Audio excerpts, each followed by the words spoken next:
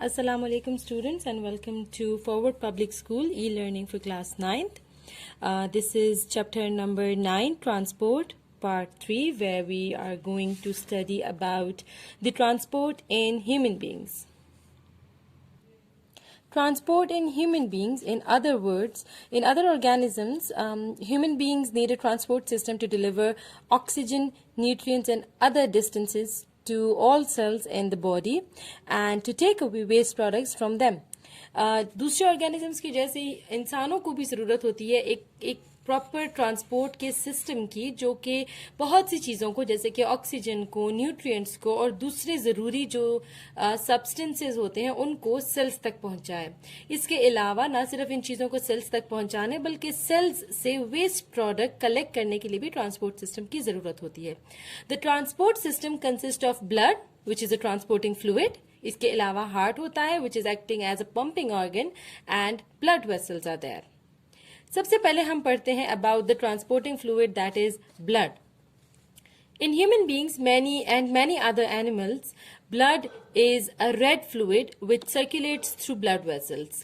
इन्होंने यहाँ पर आपको blood की definition दे दी है that it is a red fluid which circulates through blood vessels and heart. इसके अलावा blood is basically a type of connective tissue जो कि बना होता है सेल्स से, और इसके अलावा सेल्स लाइक बॉडीज होती हैं। Blood is a type of connective tissue and is composed of two parts, plasma and cells और सेल्स लाइक बॉडीज। प्लाज्मा, अगर हम इसके लिए इन्होंने एक एक्सपेरिमेंट किया है प्लाज्मा को समझाने के लिए। इस एक्सपेरिमेंट में क्या किया जाता है कि अगर ब्लड को एक टेस्ट ट्यूब में ले लिया जाए और उसको जो है वो कुछ देर तक इस तरीके से रख दिया जाए in a stand, test tube holder में रख दिया जाए, तो क्या होता है कि दो क्लियर कट लिक्विड्स हमें विजिबल हो जाते हैं। अपर पोर्शन जो होता है उस ब्लड का वो होता है येलो कलर का, जबकि नीचे वाला जो साइड होती है वो डार्क रेड कलर की हमें नजर आती है। क्लियर कट बाउंड्री नजर आती है इन दोनों साइड्स में। Cellular component settle down and pale yellow liquid remains at the top. This yellow colour material is called plasma. ये जो येलो कलर का मटेरियल होता है इसको प्लाज्मा कहते हैं। इसमें क्या होता है, इस प्लाज्मा में 55% वॉल्यूम ब्लड का प्लाज्मा बनाता है। टोटल ब्लड के वॉल्यूम में 55% जो है वो प्लाज्मा मौजूद होता है, और प्लाज्मा में 90% वाटर होता है। As you can see here 90% water. इसके अलावा इसके अंदर 10% डिजोल्व्ड सब्सटेंसेस होते हैं, जिसमें 7% प्रोटीन और 3% दूसरे न्यूट्रिएंट्स वगैरह मौजूद होते हैं। 7% are different types of protein generally called plasma protein. 0.9 to 1% plasma जो है उसके अंदर इनऑर्गेनिक सॉल्ट्स होते हैं, जबकि 2% जो है वो फूड मटेरियल होता है। यानी कि यहाँ पर ये जो 3 लिखा हुआ है इसमें 0.9 से 1% जो है वो इनऑर्गेनिक सॉल्ट्स हैं और 2% फूड मटेरियल्स हैं, जैसे कि हार्मोन्स है, वेस्ट है, प्रोडक्ट्स एक्सेट्रा। प्लाज्मा प्रोटीन बहुत से फंक्शंस परफॉर्म करते हैं। अब हम पढ़ेंगे ये जो प्लाज्मा प्रोटीन है which is 7% of plasma, which are making 7% of plasma, ये बहुत इंपॉर्टेंट फंक्शंस परफॉर्म करते हैं और इन्हीं की वजह से प्लाज्मा जो है वो बहुत इंपॉर्टेंट होता है।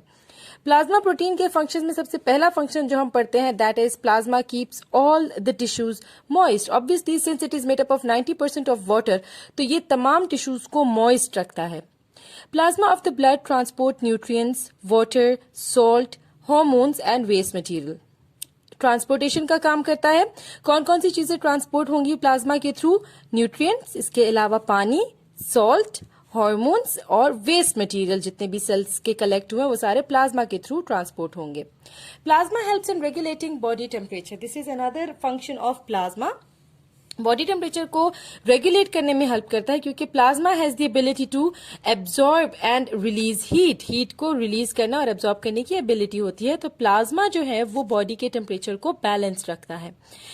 Small amount of oxygen are also carried by plasma. Most of the carbon dioxide is carried by plasma. यानी कि प्लाज्मा जो है वो थोड़ी सी ऑक्सीजन और बहुत सी कार्बन डाइऑक्साइड को भी ट्रांसपोर्ट करने का काम करता है। Another important function of plasma is plasma protein, जैसे कि albumin, they maintain the osmotic pressure of the blood. एक प्लाज्मा प्रोटीन है जिसको एल्ब्यूमिन कहा जाता है, जिसकी वजह से इस प्रोटीन की वजह से ब्लड का ऑस्मोटिक प्रेशर जो है वो बैलेंस्ड और मेंटेन रहता है। Another very important function of plasma is that it contains proteins, the plasma proteins called antibodies, that are playing a very important role in the defense of our bodies. ठीक है, defence mechanism में काम करता है. किस तरीके से? They protect our body from the pathogens. Pathogens कहते हैं जो बहुत ज्यादा डिजीज कॉजिंग एंटिटीज होती हैं, जैसे कि बैक्टीरिया, वायरस वगैरह. Another important protein, fibrinogen, is responsible for blood clotting. यानी कि blood clot के लिए हमें जो प्रोटीन चाहिए वो भी प्लाज्मा के इस 7% क्वांटिटी में ही मौजूद होता है, which is very important. Now after plasma we will study about the blood cells and cells like bodies. Blood के अंदर होते हैं सेल्स. जो हमारा कनेक्टिव टिश्यू है ब्लड, उसके अंदर सेल्स मौजूद होते हैं. Red blood cells, white blood cells and also contain cell like bodies which are not true cells, लेकिन हम इनको सेल्स लाइक बोलते हैं. इनको कहा जाता है प्लेटलेट्स.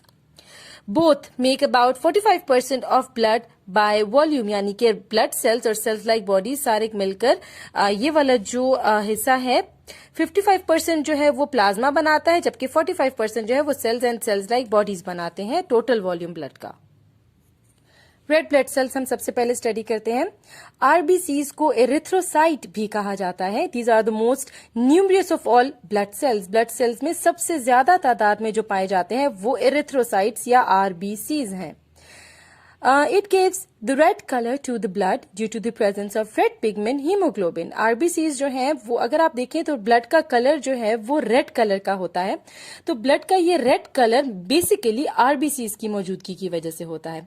RBCs के अंदर एक पिगमेंट होता है लाल रंग का जिसको हीमोग्लोबिन कहा जाता है.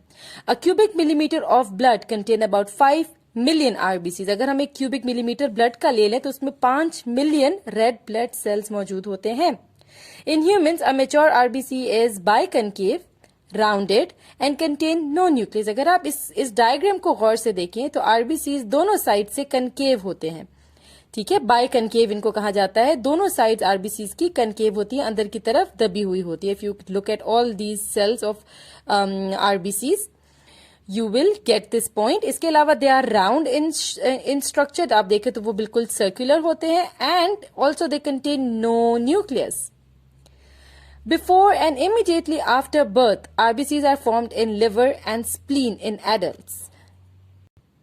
बर्थ जब होने वाली होती है, बर्थ से पहले, किसी बेबी की बर्थ से पहले, एंड इसके अलावा बेबी की बर्थ के फौरन बाद भी आरबीसीज कहाँ पर प्रोड्यूस हो रहे होते हैं? आरबीसीज की प्रोडक्शन की जगह है लिवर एंड स्प्लीन. लेकिन जब एक दफा बर्थ हो जाती है और कुछ टाइम गुजर जाता है, एडल्ट्स में they are formed in the red bone marrow of short bones, यानी कि स्टर्नम, रिब्स और वर्टिब्रे. जो एवरेज लाइफ स्पैन इन्होंने आपको रेड ब्लड सेल्स का बताया है, यानी कि एवरेज एज वो है 120 days.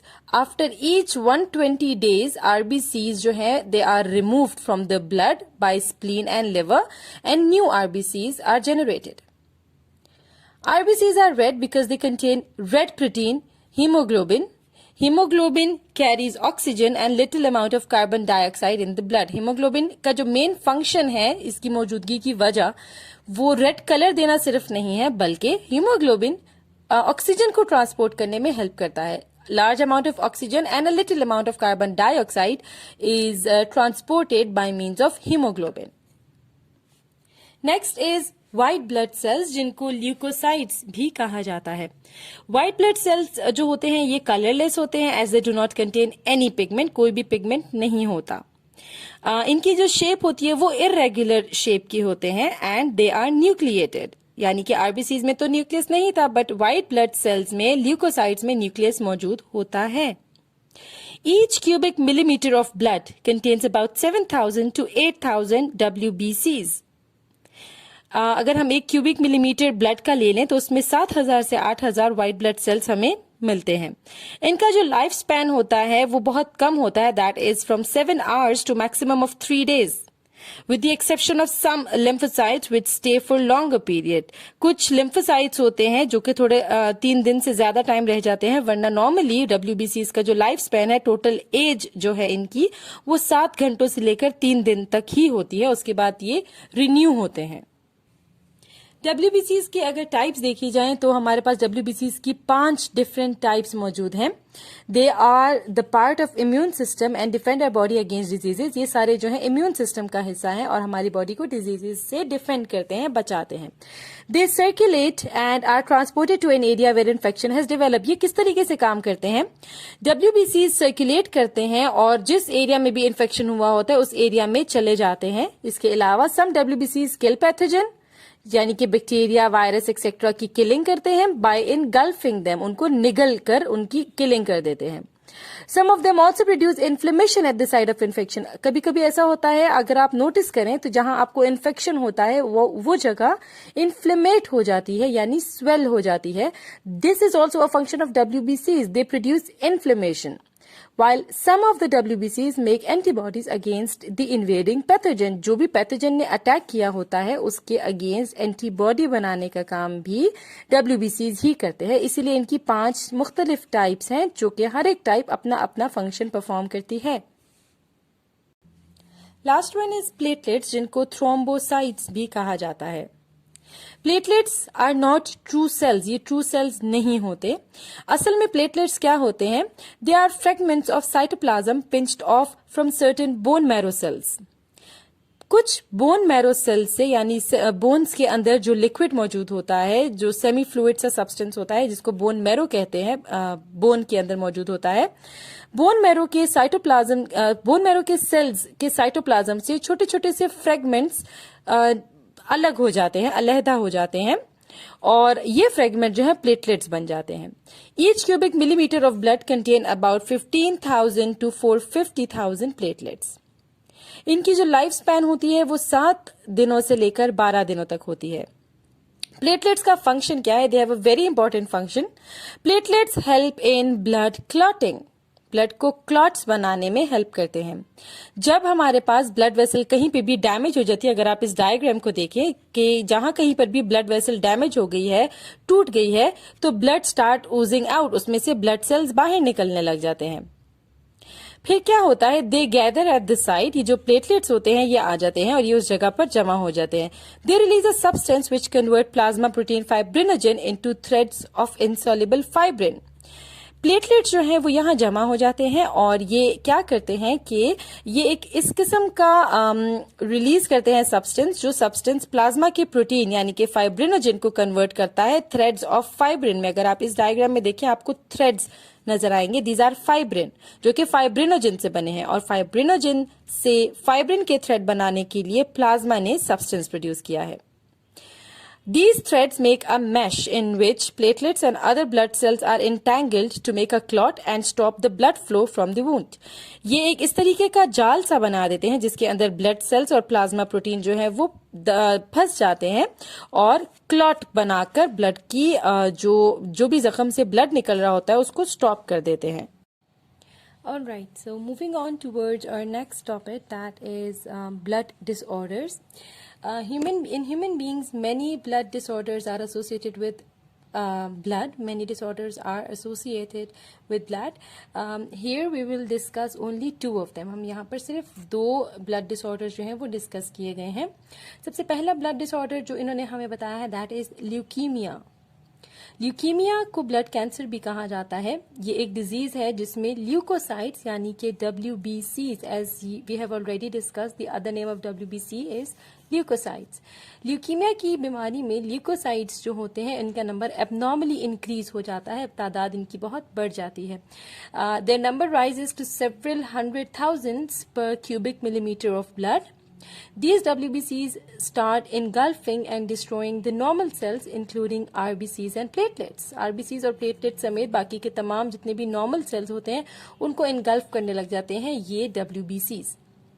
This is why a person suffering from leukemia suffers from severe anemia. Anemia कहते हैं खून की कमी को। तो जिनको ल्यूकीमिया हो जाता है उनके नॉर्मल रेड ब्लड सेल्स भी खराब होने लगते हैं और उनको खून की कमी का जो है सामना करना पड़ता है। Leukaemic cells also attack bones causing severe pain and make them weak and fragile due to which they are easily fractured. इसके अलावा जिन सेल्स में जो है वो WBCs की तादाद ज्यादा होती जाती है वो वाले सेल्स जो है वो बोन्स को भी अटैक करते हैं और इसकी वजह से बहुत पेन होने लगता है बोन्स में और बोन्स वीक हो जाती हैं, नाजुक, फ्रेजाइल का मतलब है नाजुक हो जाना, सेंसिटिव हो जाती हैं, जिसकी वजह से वो इजीली फ्रैक्चर हो जाती हैं। Leukemia can be cured by transplant of bone marrow, which is very expensive. Bone marrow transplant से ल्यूकीमिया की बीमारी को जो है वो ट्रीट किया जा सकता है, लेकिन ये एक बहुत ही ज़्यादा महंगा प्रोसीजर है। To save the life of a person, frequent blood transfusions are required. Our next disorder is thalassemia, which is genetically transmitted disease. Thalassemia जो है वो पेरेंट्स से ऑफस्प्रिंग्स में ट्रांसमिट होता है, इसलिए इसको genetically transmitted disease कहा जाता है. A person suffering from this disease has a defective mechanism of producing hemoglobin. अब थैलेसीमिया की बीमारी में क्या होता है, वो लोग जिनको थैलेसीमिया का सामना करना पड़ता है उनके अंदर असल में हीमोग्लोबिन जो है उसकी प्रोडक्शन ठीक नहीं होती. The defective hemoglobin cannot transport oxygen. और जो हीमोग्लोबिन प्रोड्यूस होता है वो इतना डिफेक्टिव यानी कि इतना खराब होता है कि वो ऑक्सीजन की ट्रांसपोर्टेशन नहीं कर सकता. This causes severe anaemia and the patient becomes very weak. इसकी वजह से खून की कमी भी हो जाती है और पेशेंट बहुत वीक हो जाता है, कमजोर हो जाता है. स्प्लीन जो कि एक ऑर्गन है which is located near liver, ये इसकी एनलार्जमेंट हो जाती है. The blood of these patients needs to be replaced regularly with the normal blood of donors. Donors यानी कि जो ब्लड मुहैया कर सकते हैं, हेल्दी ब्लड, उनसे ब्लड लेकर इन पेशेंट्स के ब्लड को रेगुलरली रिप्लेस किया जाता है. Bone marrow transplant is not very effective in this disorder. इस डिसऑर्डर में बोन मैरो ट्रांसप्लांट भी इफेक्टिव नहीं होता. Blood group system, a very important and a very interesting topic. Blood groups के बारे में तो आप सब ने सुना ही होगा. अब ब्लड ग्रुप्स क्या हैं? Blood group is determined by the type of antigen present on the surface of RBCs. हमारे रेड ब्लड सेल्स की सरफेस के ऊपर एक छोटा सा मॉलिक्यूल होता है जिसको एंटीजन कहा जाता है. एंटीजन की टाइप के ऊपर हमने ब्लड को मुख्तलिफ टाइप्स में डिवाइड किया है. N antigen, what is an antigen? Antigen is a substance that stimulates the production of antibodies. एक ऐसा सब्सटेंस जो कि स्टिमुलेट करना मतलब है इनिशिएट करना, स्टार्ट करना. एंटीबॉडीज वो एंटिटीज हैं जो कि पैथोजेंस या जो भी डिजीज कॉजिंग ऑर्गेनिजम्स होते हैं उनके खिलाफ फाइट करती हैं, हमारी बॉडी का डिफेंस सिस्टम बनाती हैं. तो इन डिफेंस सिस्टम के लिए जो है एंटीबॉडीज प्रिपेयर करने वाली चीज एंटीजन कहलाती है, which are present on the surface of RBCs. RBCs की सरफेस पे मौजूद होती है. Antigens that are normally present in the body provoke no response. पहले जो नॉर्मली एंटीजन बॉडी में मौजूद होते हैं वो किसी किस्म का कोई रिस्पॉन्स स्टार्ट नहीं करते. However, when foreign antigen enters the body, the WBCs respond by producing antibodies against them. लेकिन अगर बाहर से कोई एंटीजन हमारी बॉडी में एंटर हो गया तो WBCs उनके खिलाफ एंटीबॉडीज प्रिपेयर करेंगे और उनके खिलाफ फाइट शुरू हो जाएगी. ABO blood group system. ABO blood group system was discovered in 1900 by Carl Landsteiner. एक ह्यूमन बीइंग जो है उनके अंदर इनमें से कोई सा एक किस्म का ब्लड पाया जाता है, या तो ब्लड ग्रुप ए होगा या ब्लड ग्रुप बी होगा या ए बी होगा या फिर ब्लड ग्रुप ओ होगा. अब ये ब्लड ग्रुप्स क्या है, किस बेसिस पे इनको डिफाइन किया गया है? These blood groups are due to the presence of certain specific antigen on the surface of RBCs. RBCs की surface पे antigens की मौजूदगी ही blood को मुख्तलिफ types में divide करती है. A person having antigen A has blood group A. A person having antigen B has blood group B. A person having both the antigens has blood group AB, and a person having neither antigen A nor antigen B has blood group O. On the other hand, a person having blood group A contains anti-B antibodies in his blood. Similarly, a person with blood group B contains anti-A antibodies in his blood, and a person having blood group AB does not have any antibodies. And last but not the least, person with blood group O has both anti-A and anti-B antibodies. इस paragraph को समझने के लिए we will go towards the diagram of blood groups. Alright students, so on the basis of antigen हमारे पास जो human blood होता है उसकी टोटल 4 टाइप्स होती हैं. इन 4 टाइप्स को हम पढ़ेंगे. सबसे पहली टाइप जो होती है that is blood type A. then we have blood type B, then we have blood type AB, and last one is blood type O। ये हमारे पास 4 किस्म के जो है वो ब्लड ग्रुप्स होते हैं। अगर हम ब्लड टाइप A की बात करें, ये ब्लड ग्रुप्स होते हैं on the basis of the antigen which is present on the surface of RBC. जैसा कि हम सबको पता है कि तमाम ह्यूमन बीइंग्स में रेड ब्लड सेल्स मौजूद होते हैं, तो रेड ब्लड सेल्स की सरफेस के ऊपर एक एडिशनल मॉलिक्यूल मौजूद होता है जिसको एंटीजन कहा जाता है, जो कि हम पीछे पढ़ चुके हैं, which is responsible for the production of antibodies. अब एंटीजन हमारे पास बेसिकली 2 तरह के होते हैं। एक होता है एंटीजन ए, हम इस तरह की शक्ल बना देते हैं एंटीजन ए की, और एक होता है antigen B. This one is antigen A and let's say हम ऐसी शक्ल बना देते हैं, this one is antigen B. So the human beings जिनकी ब्लड सेल्स की सरफेस के ऊपर ये इस तरह का एंटीजन है, यानी कि एंटीजन ए मौजूद होता है, उनको कहा जाता, they are said to have the blood of type A, यानी कि उनके ब्लड को कहा जाता है that they have blood group A. जबकि दोज ह्यूमन बींग्स जिनके आरबीसीज की सरफेस पे जो है एंटीजन बी मौजूद होता है, उनको कहा जाता है that they have blood group B.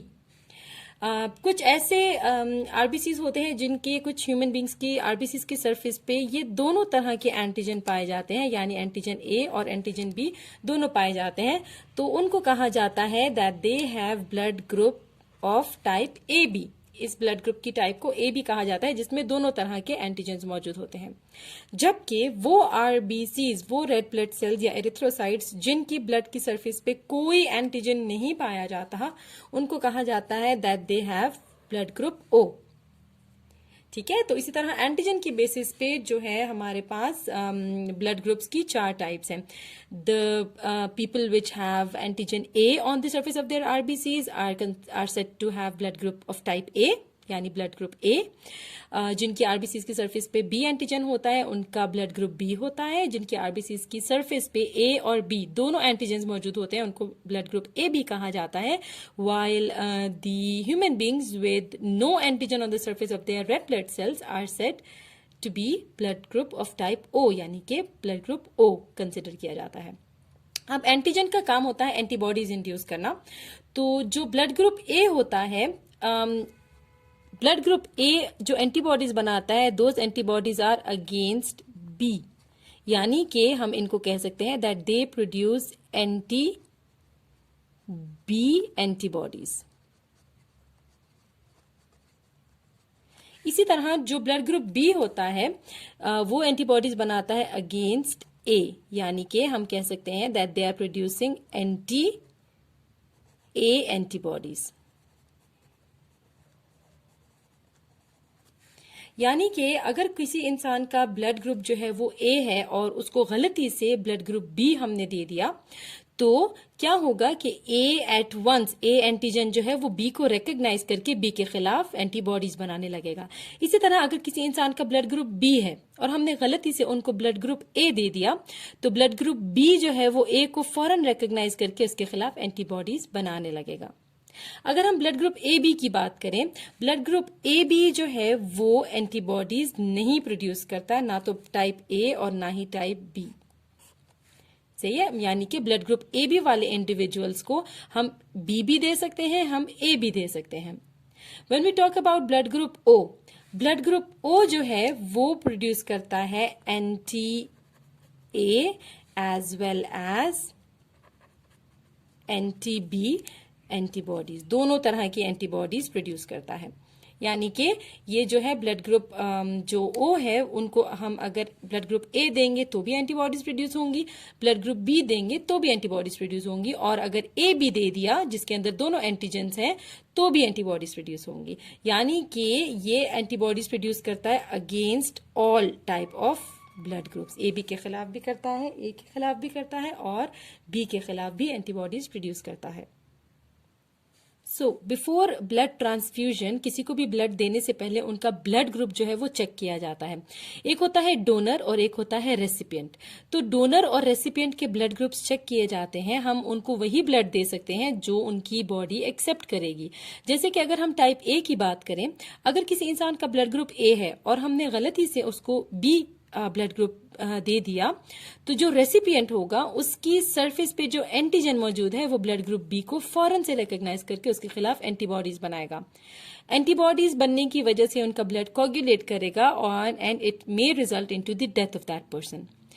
तो पहले चेक किया जाता है कि ब्लड ग्रुप ए इंडिविजुअल्स को हम ब्लड ग्रुप ए ही डोनेट कर सकते हैं। इसके अलावा ब्लड ग्रुप ए इंडिविजुअल्स को हम ब्लड ग्रुप ओ भी डोनेट कर सकते हैं, बिकॉज ब्लड ग्रुप ओ जो है वो उसके ऊपर सरफेस पे कोई एंटीजन मौजूद नहीं है। जब सरफेस पे ही कोई एंटीजन मौजूद नहीं है तो वो एंटीजन को रिकॉग्नाइज करके उसके खिलाफ एंटीबॉडीज नहीं बनाएगा। इसी तरह ब्लड ग्रुप बी के इंडिविजुअल्स को हम ब्लड ग्रुप बी डोनेट कर सकते हैं एंड हम ब्लड ग्रुप ओ भी डोनेट कर सकते हैं। Blood group A B is considered as universal acceptor,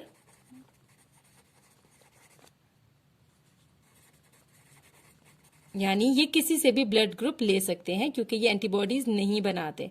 तो अगर ब्लड ग्रुप ए बी को हम बी दे दें तो भी चलता है, ए भी दे सकते हैं एंड ओ भी दे सकते हैं एंड ए भी दे सकते हैं।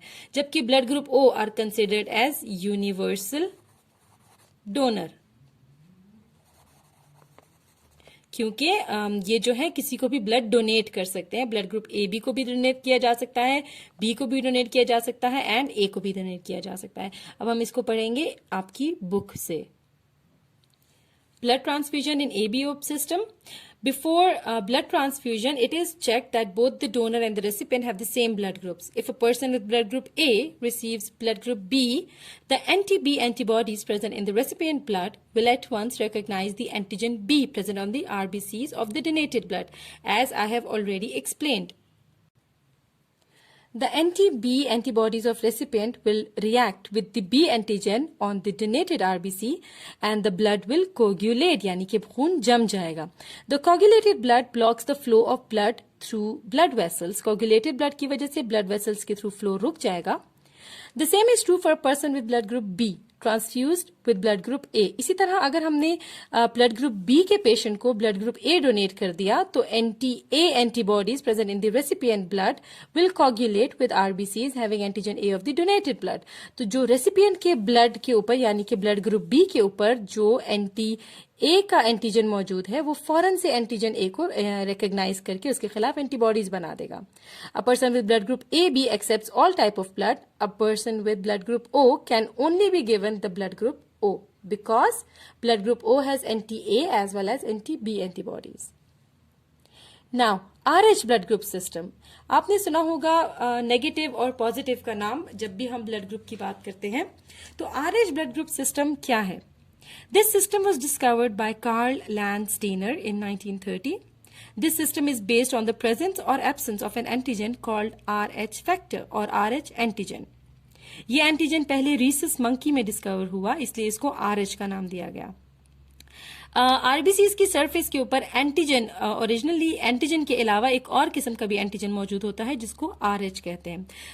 वो आरबीसीज जिनकी सरफेस पे RH मौजूद होता है उनको RH पॉजिटिव कहा जाता है, जबकि वो रेड ब्लड सेल्स जिनकी सरफेस पे RH मौजूद नहीं होता उनको RH नेगेटिव कहा जाता है.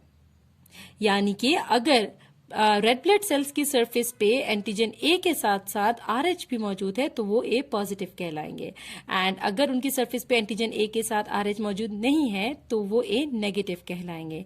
Same goes for blood group B, blood group A B and blood group O. Blood transfusion in RH system, ये थोड़ा सा कॉम्प्लिकेटेड मैकेनिज्म होता है. RH सिस्टम में ब्लड ट्रांसफ्यूजन को किस तरीके से किया जाता है? जो पॉजिटिव ब्लड ग्रुप होते हैं यानी कि वो ब्लड ग्रुप जिनकी सरफेस पे RH मौजूद होता है उनको हम positive can be transfuse to positive recipient, वो हम पॉजिटिव लोगों को ही डोनेट कर सकते हैं बिकॉज RH एंटीजन दोनों में मौजूद होता है तो दोनों एक दूसरे को एक्सेप्ट कर लेते हैं. इसी तरह से जो नेगेटिव ब्लड ग्रुप वाले होते हैं they can be given to negative donors. Negative blood groups हम नेगेटिव डोनर्स को दे सकते हैं क्योंकि दोनों पर RH नहीं होता. If an Rh negative person receives positive blood, he will get Rh antigen. His blood will produce anti-Rh antibodies against Rh antigen and it will result in coagulation. But an Rh positive person can receive Rh negative blood. यानी कि अगर RH negative person को, जिसकी RBCs की surface पे RH नहीं था, उसको हमने RH पॉजिटिव ब्लड दे दिया जिसकी आरबीसीज की सरफेस पे RH मौजूद है, तो क्या होगा, RH एंटीजेंस जो है वो रिकॉग्नाइज हो जाएंगे. The blood will produce anti RH antibodies. RH antigens के खिलाफ एंटी RH एंटीबॉडीज बनने लग जाएंगी and it will result in the coagulation. But an RH positive person can receive RH negative blood. लेकिन एक RH पॉजिटिव पर्सन जिसकी surface पे RH मौजूद है, उनको हम RH नेगेटिव दे सकते हैं क्योंकि RH नेगेटिव की सरफेस पे RH नहीं है, तो RH पॉजिटिव ब्लड जो है वो कभी भी एंटीजन को नहीं पहचान सकेगा क्योंकि एंटीजन मौजूद ही नहीं होता. People who have AB positive blood group are universal recipient. They can receive A, B, AB or O blood because they do not have any antibodies A or B. जो positive होते हैं उनको AB positive को universal recipient कहा जाता है. People who have O negative blood group are universal donors. They can donate blood to people who have A, B, AB or O blood because they do not have A or B antigen. तो जो O negative हैं specifically उनको universal donor कहा जाता है. O positive को हम इसलिए नहीं कहेंगे क्योंकि कभी भी पॉजिटिव जो है वो हम नेगेटिव को डोनेट नहीं कर सकते, जबकि ए बी पॉजिटिव को यूनिवर्सल रेसिपिएंट कहा जाता है. ए बी नेगेटिव को हम यूनिवर्सल रेसिपिएंट नहीं कहेंगे. This is a chart of blood transfusion.